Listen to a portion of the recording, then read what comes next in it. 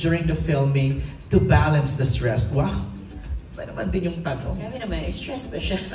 Hindi Advice. naman. Ako nag-workout naman ako tuwing umaga talaga. You guys work out together, right? Hindi naman lagi. Hindi naman lagi. Nagkakataon lang. Ay! Pero tandem ng shoes, tandem ng... Saan tandem ng shoes? Pareho ng bike. Hindi naman. Di ba?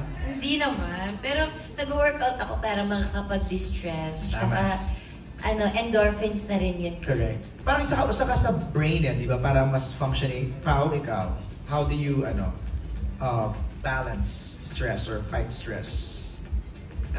It's the same thing. Parang workout rin. Parang the first thing I do in the morning is workout. Tsaka lagi kong sinestress na lately ko lang natutunan. Okay palang balansehin yung work tsaka yung pahinga. Ayan. Kailangan hinahanapan talaga ng tamang balance para makaiwas sa stress. Agree.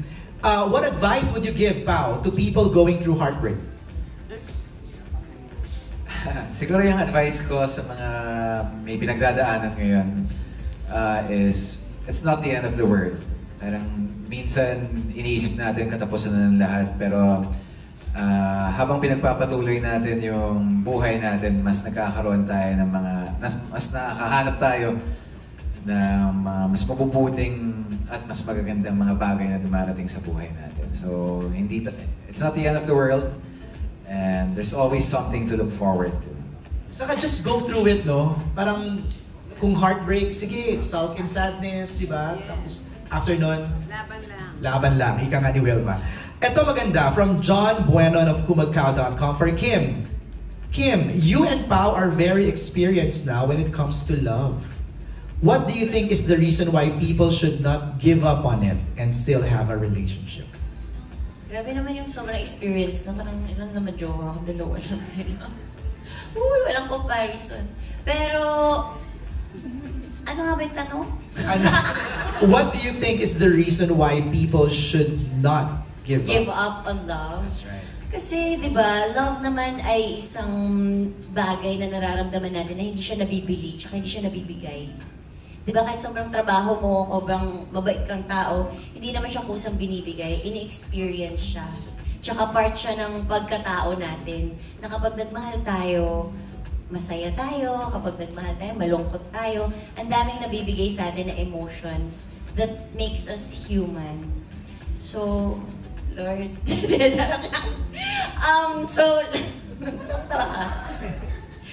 paano ba sagutin to? Hindi lang dapat sukuan yung love. Huwag mag-close ng any doors. Dahil kung hindi man siya dumating ngayon, malay nyo bukas or malay nyo katabi nyo lang. Hindi natin alam eh. Ang daming sinasabi ng love sa atin na pinapa-experience sa atin and sinasabuhay din natin. No, like you. Nakita namin sa'yo. I mean, we all saw you go through heartbreak pero you didn't give up. Hindi naman dapat talaga sukuan ng love kasi kaya nga siya ginawa para experience, hindi para i-block. Okay. I have a question, Pao and Kim. Did you expect that you guys will be this close? Di ko nga alam, mga katrabaho ko to sa 18 years ko sa industry. Di ba parang kailan ba tayo pang 16th year na pagiging artista? Kasi sabay na yung simula, di ba? Mas matanda ka lang sa akin. High school ako, pinapanood na kita sa... Uy, hindi oh. Napanood kita sa Starstruck. Sumasayaw ka pa. So pinapanood mo na ako ng mga panahon. Yeah! Actually, bumoto ako.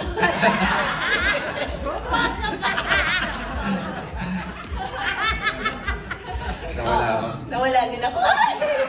Mag-disappear na tayo. Sorry, what was the question again? Did you expect that you guys will be this close? Ako... Pero would you confirm first that you guys are close now? I would say yes after Okay. 2 projects together. Okay. But I never did. I never expected me to... Actually, hindi ko nga alam na makakatrabaho pa si Kim. But you manifested it. I wanted to work with her. Pero, ayun, never ko talagang in-expect. Kasi parang, after a while, parang naging iba na rin yung tahak ng mga gusto kong gawin. So, hindi ko alam na kay Kim pala ang bagsak ko.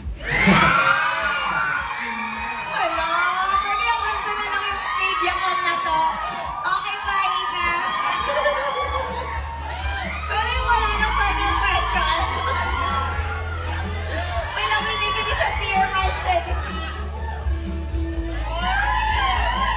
You haven't answered it. I'm speechless. Did you expect it to be this close kayong dalawa? Hindi talaga. Kasi hindi ko alam pa paano ka siya kakausapin eh. Saka alam mo, Kim, kaya ako natanong Parang yun. layo talaga eh. Nagba-backtrack sa mind ko yung dynamics nyo, body language nyo nung linlang. Grabe naman. Tapos, hindi, kasi nga nai-interview ko kayo eh. So nakikita ko yung parang dati, parang medyo ilang pa. Pero ngayon, hampasan, hawakan. Yes. Yes. Diba? Nag-workout together. Grabe naman yun. Adjust baon. Adjust acting. So, Paano ka sasagutin yun? hindi ko alam, be. Hindi, pero kasi Lusutan mo yan. Tatlong projects naman na kasi pinagsamahan namin. Tapos na-experience na rin namin ng iba't ibang klase ng intensity ng pag-arte. Minsan, di ba, direct, minsan pag umaarte ka, minsan kailangan mo talagang kilalanin yung tao. Yung parang, tapos marami na rin naman kaming, pinugis. Pero parang, nagiging close talaga kayo pag nagkakasama talaga kayo sa project. Sana nakakatuwa lang, Kim, nag-work yung manifestation ni Pao. Naka-work ka niya. Yee! Ano feeling? Ano feeling? Pero masaya. Hindi ko talaga maiisip na makakasundo ko ang isang Paolo Avellino na hindi nagsasalita. Yes. Nakatayo lang siya, actually, na titignan ka lang niya. Oh, galing. Thank you for answering that. Next question is from Robert Requentina ng Manila Bulletin. For Kim and Pao, how did you celebrate Valentine's Day at sino mga kasama mo to celebrate it? Nagpadala ng bulaklak, right? Ilan yun? 2 bouquet ba yun, Kim? Isa lang. Ay! Nakasulat? Kimberly. Yeah, Kimberly. Ako po yun. Kasi parang Pao said na mayroon siyang commitment, no? Sinerenade ko yung people of Negros Province. That's right. Pero you made sure before you left that the flowers arrive early in the morning.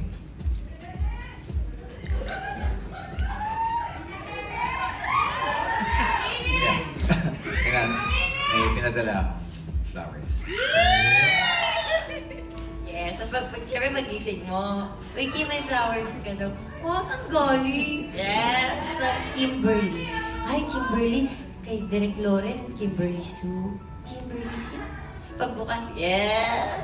Alam mo bang magdikan ng suko ko? Puso ko. Nilagyan ng score yung kwento niya. Siya pa ulit-ulit na pagkakataon. Ano nakasulat, if you don't mind? Happy Valentine's from Paolo. Yeah! Yan. Tinukso yung sarili. Okay. Salamat, Kim, for sharing that. Inis ko rin ko yung sarili ko, di ba? Mukhang delikado na ako. Okay, balik lang tayo sa movie, no? Medyo nagiging ano na tayo, parang too personal, di ba? Parang, Balik tayo sa movie, kasi Eto yung na movie nga. talaga napakaganda. eto na nga, Direk Kim. Chan, magkwento ka pa. Andito Eto ka na, pala, Kim. Direk. Hello, kausapin ka namin. Kim, in the movie, Sari and Jolo will cross paths, but based on personal experience, what can you share to keep the spark alive? So, in real life? Okay. Siguro based on experience nyo, how do you keep the fire burning? Direk, sagot ka, Direk. Parang meron ka din, headline. Hindi ka na, Direk. Paano ka mag-spark? Kasi, Direk, ang galing talaga ni Direk. First movie actually ni Direk Chad. First movie namin ni Pao. First movie ni Direk Chad. A lot of firsts. A lot of first. Tsaka kami din lahat. Halos first time namin magkakatrabaho. Kaya, Lord, ibigay niyo na sa amin to. Sana marami manood talaga. Diba, Direk? First time din ni Cookie. Palabas sa Ay, speaking of, sino nag-voice nun? Melay. Melay! Si Mika. Oh, ang cute. Kaya kakaboses niya, no? Okay. Carlos Aragon, Mega Kapamilya. Sa title na My Love Will Make You Disappear, may na-experience ka na bang na-disappear na isang tao sa pagmamahal? Dahil sa pagmamahal? Natanong na yan kanina, no? So, we move on to Trisha Matias of Metro. Pao, you're more into heavy drama and serious roles. How have you adjusted into rom-com? With the cheesy pickup lines, di ba? Kilig eksenas. Tinuruan ka ni Kim? Hindi naman, parang, of course, there's always, Sobrang galing yun. may baseline lagi. Baseline is always for me, the script and the character, and of course, parang hand in hand also with the vision of their director. So parang doon lagi nakabase. Pero slow burn ako eh. Kailangan kong kailangan break-in ko, kailangan ninanamnam ko talaga siya bago ako totally mag-adjust sa character. Siguro kaya rin yung napapansin ni Kim when I was in Linlang. Medyo mabigat yung pinagdadaanan ng character and parang ang bigat talaga nung buong story. Sec Kim naman, parang of course, adaptation. Nakakatawa naman yung situations pero may mga trauma naman. And dito naman parang ganun din. Parang I always base it on the character and the script. Pati yung vision ng director namin. Thanks, pal. Now, for Kim, since rom-com is your genre, what more can Kim offer as Sari that we haven't seen before? Grabe naman yung genre ko, rom-com. Pero ito na ang pinakamahirap na rom-com na nagawa ko. Direct, di ba? Sinasabi nila, Carmi, ang galing mo daw. Yes. Ano? Sobrang hirap. Honestly. Pero sinasabi ko talaga minsan kay Direk, kinakabahan ako lagi pag tumutungtong ako ng set. Kasi minsan, rom-com ba to? Sandali lang! Tapos magpapatawa, magpapaano. So, ang dami-daming emotions ng movie na to. And, ano siya, mature rom-com na nakakatawa, malayong pabubulutan ng aral, and at the same time, susundukin ka ng realidad ng buhay pagdating sa pag-ibig. Yung gano'n, yung parang ako pa nga lang nabibigatan na ako paano pa pag yun nanonood. So parang ang daming kong natutunan as Sari at i-apply ko as Kim Chiu pagdating sa pagmamahal na iba pala ang love, ang lalim ng love, ang daming hinihingi ng love. I think yung dilemma naman nun, parang yung dilemma niya very true to her age. Pero lahat ng age group makaka-relate doon dahil yun talaga yung mga pinagdadaanan ng mga babae. Actually, nakakatawa siya kung mapapanood nila pero at the same time, may konting kurot kahit masaya yung nangyayari. Parang what I'm getting, Patrick and Isabella, sa sinasabi ni Kim sa ni Paolo is parang may undertone siya ng yung ganong struggles ni Kim, parang wrapped in kilig and ano-ano. Tama ba, Patrick? Isabella, tama? Yes. Parang pakikiligin nyo kami pero biglang may suntok pala sa dulo. Magiging real siya kasi totoo yung nararamdaman ni Sari dito tsaka ni Jolo. Tapos marami makaka-relate na tao. So kahit puro kilig siya sa dulo, ano talaga yung totoo? Bakit ganito yung mga characters natin? So yun. So yun yung mararanasan nila doon sa pelikula. Prime, in-expect mo ba na ganito abot ka-extend yung yung usapang lasing nyo lang tapos ganito na siya? Kaya nga, galing. Di ba? Parang after 2 bottles, ito na may pelikula na kaagad, may kwento na kaagad. From J of Certified Kapamilya, for Kim and can also be asked kay Paolo, ano ang number 1 na makakapagpa-disappear ng feelings mo sa isang tao? Number 1 na makakapag-disappear. Yung feelings mo for that person, for one person. Turn off. Turn off. Ano ba? Iba-iba naman eh. Ibang levels ng love, di ba? Siyempre, pag niloko ka, mag-disappear ka na. Kasi, tatanga-tanga ka na lang. Di ba? Pag niloko ka, iwan mo na. Kasi prioritize yourself. Well, self-love muna. Sabi nga nila, pag hindi mo gaano kamahal ang sarili mo, hahayaan mo lang ang sarili mong paulit-ulit kang sinasaktan. Pao? Same lang. Same na lang. Hello, pares ulit tayo. Okay, next, this time si What's Up PH magtatanong sa atin. Hi, let's go. Hello po. Hi, yung question ko po is para kay Paolo. Was there a time ba na totoo na yung kilig during the shoot? Grabe naman, what's up? A lot of times. Not for anything because minsan kasi kailangan as an actor, kailangan totoo yung nararamdaman nyo. Yung nilalabas yung emosyon. para pag pinanood ng mga tao, maniwala sila sa gusto nyong sa gusto nyong ipakita sa kanila. So, ayan. Yun lang po, thank you. Yun lang, ang sweet naman ng question ni What's Up, PH. Okay, mula kay Bix Almacen. Bix, ako na magtatanong. Where's Bix? Ako na? Okay, dalawa yung question niya dito, pero maganda yung second question niya. What was your most memorable kiss? Kanina, charot din. Charot lang. Jokes are half, man. Grabe naman yung may memorable. Bakit naman sobrang memorable? Wala lang. Mapapanood nyo pa lang. Ay! Sa March 26. Ganon ang sagot. Huwag kayo pipikit, huwag kayo magsi-CR sa sinihan, tuloy-tuloy lang ang paronood. Ilang seconds yun? Days? 2 weeks. Haba! Big salamat sa question. I think that's it, no? Ay, may isa pa. Dumating ka na ba sa punto na gusto mo nang mag-disappear sa isang relasyon? Mabot ba kayo sa point na gano'n? Parang napuno na kayo? This goes for all, ha?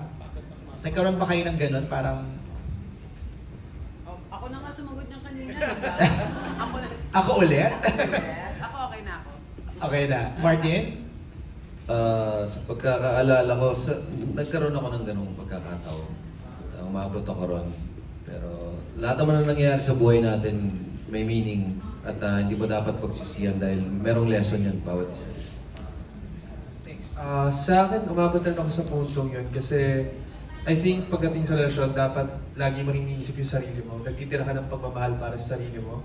At kapag umaabot na yung punto na nauubos na yung pagmamahal mo sa sarili mo, I think that is the time that you need to take a break and maybe disappear. So, Ako din, munti ka na mag-disappear kasi siguro dun sa mga experiences na kapag ka nagmamahal kasi tayo, hindi natin nakikilala talaga. Yung alam mo yun, yung pag na-in love ka na, okay na ako, in love na ako, hindi, blinded ka, hindi mo nakikita or ano ba yung background niya. So yun.